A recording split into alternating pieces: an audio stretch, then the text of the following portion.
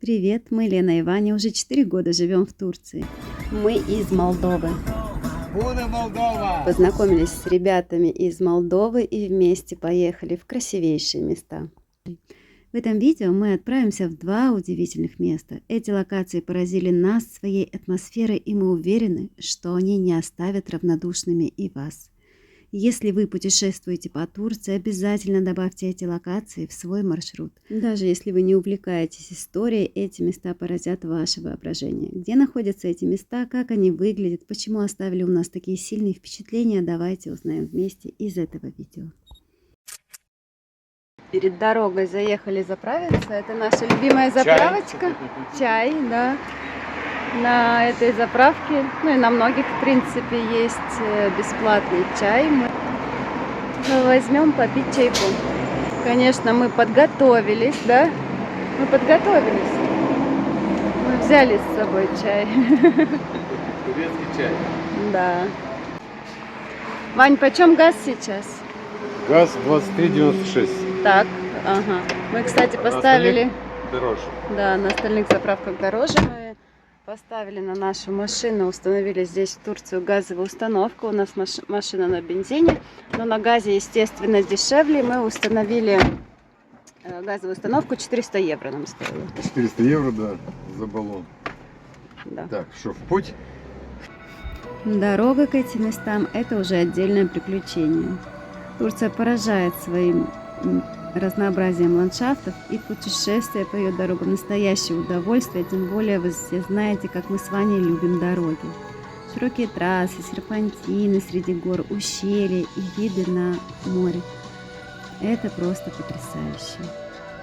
Сама поездка превращается в настоящее путешествие. Ну вот мы и приехали. Супер. Как ощущение? Смотри. Мы на такой высоте, что хочется летать. Да, красота. Как я обожаю такие моменты. Мирабашечки, снова рады вас приветствовать. Лена, Ваня, как всегда, не сидят на месте и, конечно же, не одни. Мы под небесами. Мы познакомились с замечательными ребятами с моей исторической родины, с Приднестровья. Это Роман и Фаина и Вовчик. Вова. Сегодня мы с ними прогуляемся, а потом еще поспрашиваем вопросики. Посмотрим в этом видео или в другом. Так я тоже хочу поздороваться. Здрасте, из Поднебесья. Здоровайся. Мы сейчас приехали кратенько так, 150 километров от Мерсина, грубо говоря. В одну из, увидели эту локацию в интернете. Местоположение я оставлю. Алахан. Да, Алахан. Местоположение оставлю в описании под видео. Здесь просто только подъехали. Посмотрите, мы высоко в горах. Замечательно. Я знаю, у нас есть подписчики, которые едут потом просто по всем местам, где мы бываем. И мы давно ничего не ставили, да? Да, сюда идем дорога смотреть. вообще замечательная. Да. Прямо до крепости, до этого места. Шикарная дорога. Дорога здесь вообще потрясающая. Так. Сейчас. Такая тут лестница. Входа мужчина, так как видит, что мы явные ябанджи, иностранцы, сразу показал нам, куда идти. Первым местом, которое мы посетили, стал Алахан монастырь. Он был построен в V веке и является одним из лучших образцов ранней христианской архитектуры в Анатолии. Этот монастырь поражает своими резными колоннами, мозаиками и панорамным видом на горы. Вид потрясающий.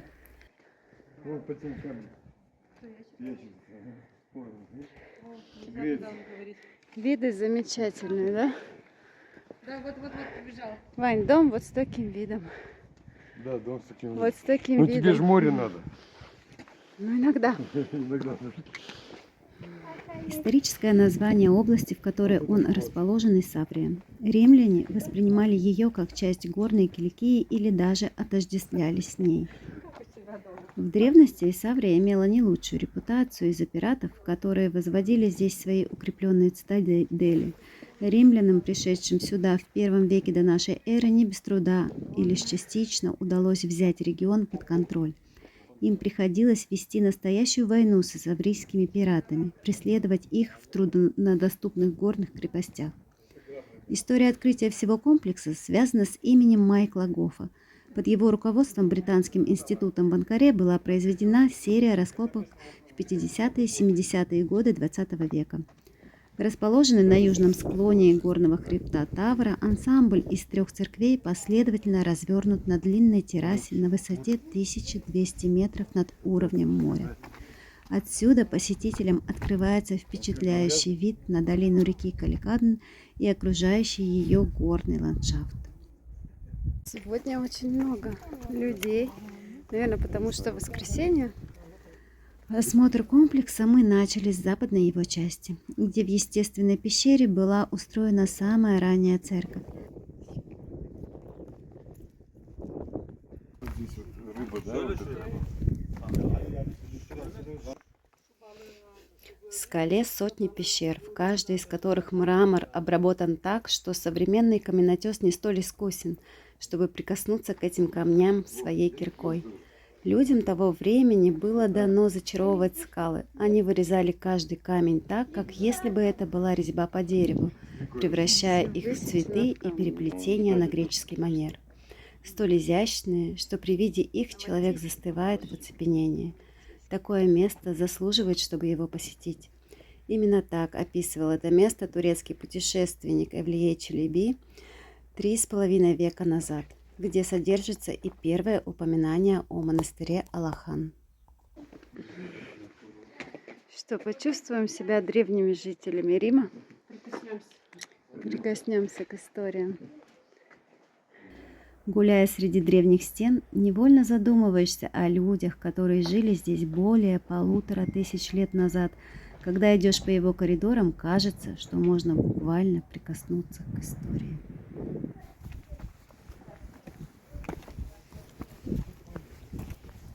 Мужчина нам показывает дорогу, куда идти. Тышкеры-дырим.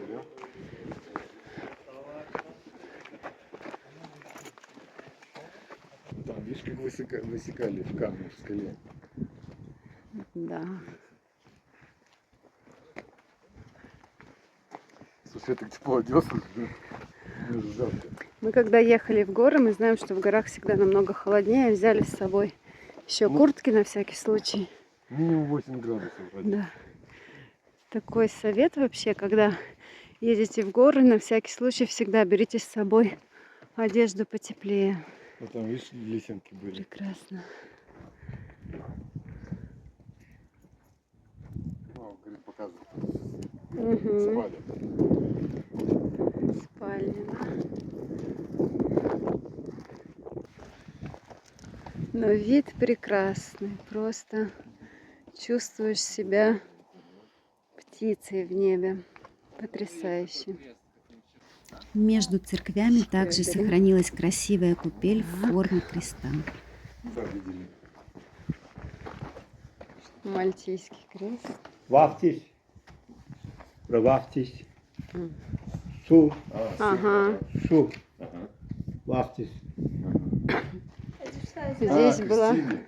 Он показывает детей, крестили. Ага. Вода стекала сюда и здесь крестили. Это, да? Ну, видишь, снизу вот этот мрамор. Как-то подогревали. Раз, вот так вот. Вот. А, так. Оказывается, давай. Сюда. Вот так. Утур. А, вот так. Вот Всё, так. понятно. Вот нам объяснили, вот так надо было сидеть, да? Ноги там. Да, вот видишь, там прямо вот так стекала вода сюда. Угу. Интересно, интересно. Да. Вот. Смотри, там тоже какая-то... К комплексу примыкал некрополь, сохранивший эпитафии погребенных здесь монахов, там, по наверху, которым в скале. датируют ранний период существования монастыря. Выше, непосредственно в скальном грунте, были высечены кельи.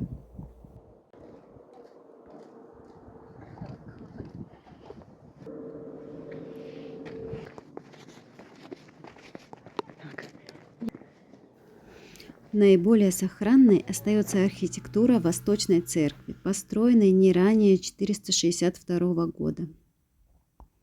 Западная стена храма прорезана 3 порталами, центральный из которых масштабнее.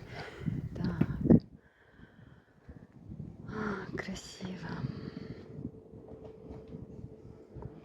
Самое потрясающее, что здесь такая тишина, воздух чистый, прохладный.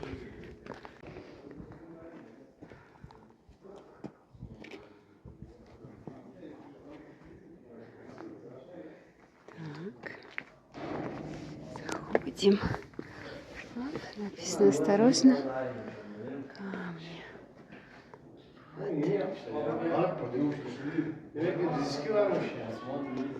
Какое место.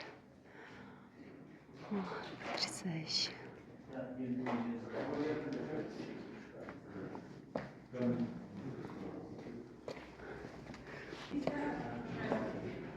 Там лестница еще есть, смотри.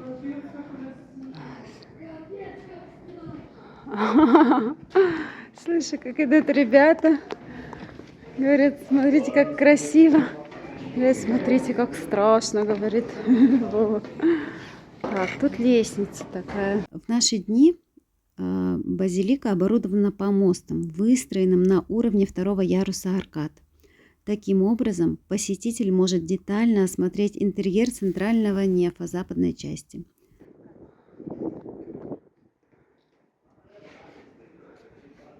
Вам обязательно, если кто-то недалеко от этого места, обязательно надо здесь побывать. Место бесплатное, то есть посещение не стоит. Вот тут ребята фотосессию проводят. Инстаграмное местечко. Она прям идеальная. Идеальное, роскошное. Чё, Гюзель? Да. Мэри. С помоста, возносящегося на высоту подпружинных арок с их резными консолями, открывается фантастический по красоте пейзаж. Вот эти вот лепесточки, смотри. Это громадный труд и терпение, понимаешь?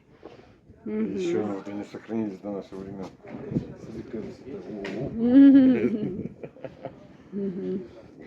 Здесь тоже видишь, тут кресты, а тут головы баранов.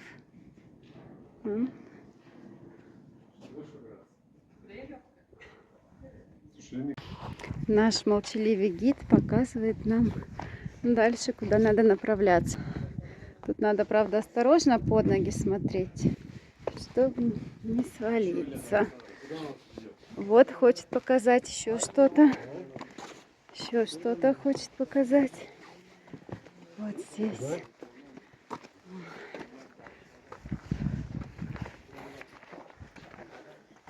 Ну, вот там, видишь, тоже ходят люди как-то. Ну, в общем-то, если когда вы приедете и такого гида здесь не будет, то смотрите наши видео, идите просто по нашим стопам. Мы вам все покажем, куда надо идти. Прогулялись, в общем-то, мы по верхней дорожке. Желтые цветочки здесь такие. Оп. Самое главное, удобная обувь. Это обязательно. Вот здесь тоже, видите, крест, надписи.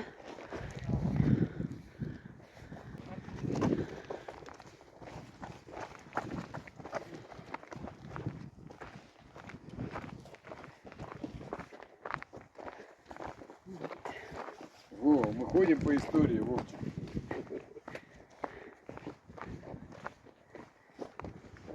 То есть там мы шли по дорожке, теперь здесь, сверху. Вот поближе подойду, покажу. Да.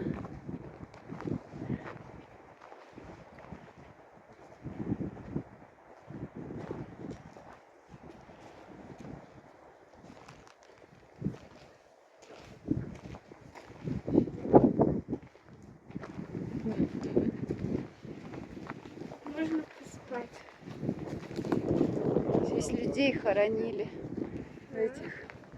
Там, да, не знаю, что там. Это лестница для чего? Мгм. Вот показал гид, что там такое же, как здесь. Вот точно айне одинаковая, как здесь. И там наверху такая же.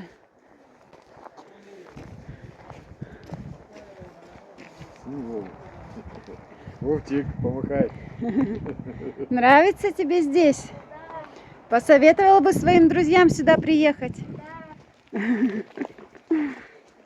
А что тебе нравится? Все? Молодец, вот правильный ответ. Можжевельники, да, или как это? Да, можжевельники. Те. Можжевельники, а как он говорил? Только в Италии есть и в Турции. Такие, помнишь, нам говорили? Ребята, как впечатление? Масштабы впечатляют. Вот того стоит сюда Да? скататься. Мы сами. Самим нравится.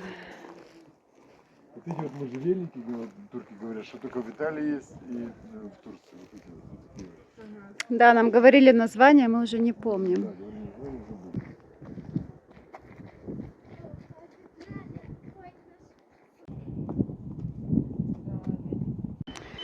Мы тут присели отдохнуть, и вот привезли экскурсию русскоязычных, потому что говорят, сюда, пожалуйста, вот будет все показывать. Значит, это достаточно такое туристическое место, известное. Только мы сюда первый раз приехали.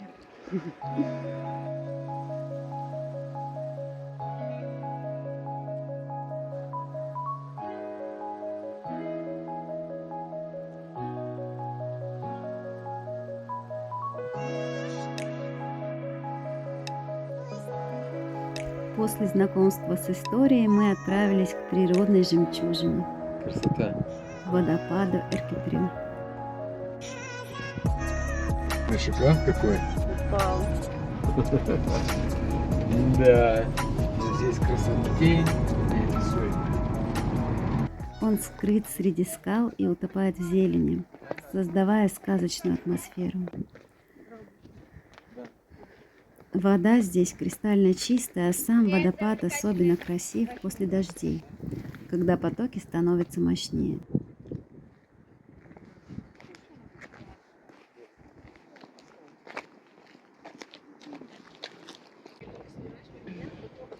Встали на этот мостик. Панорама сумасшедшая. Вот нам надо идти туда вдаль, к водопадам. Еще идти достаточно прилично. Но уже очень красиво. Вода нереального цвета. Очень красиво. Еще спускаться. Это место как будто специально создано для медитации и перезагрузки. Просто слушать шум воды и наслаждаться гармонией природы.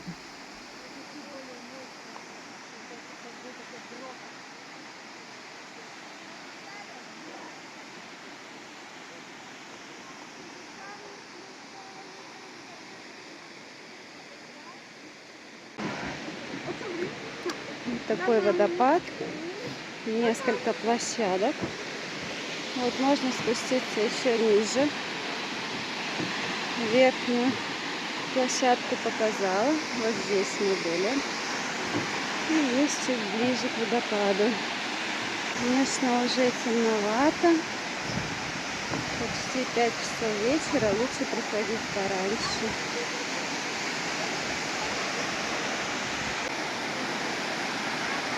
Так красиво смотрится. Потрясающе.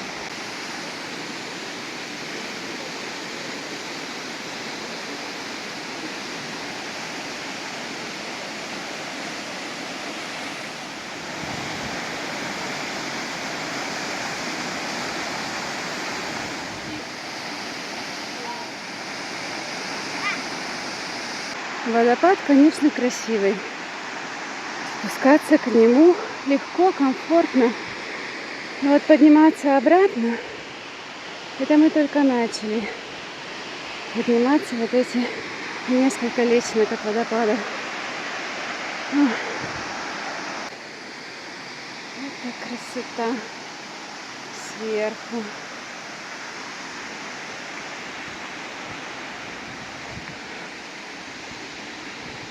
там какая-то тоже да? Да, ну плюс-минус, там еще деревья сверху внутри.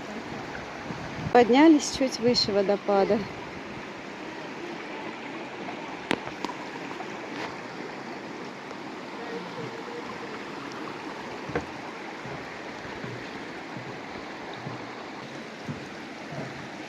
Идем над водопадом.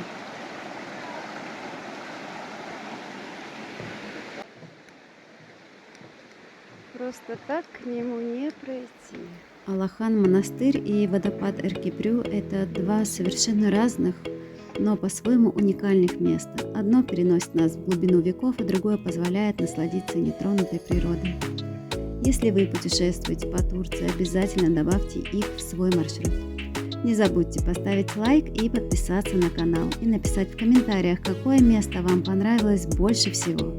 До новых встреч, ваша Лена Ваня.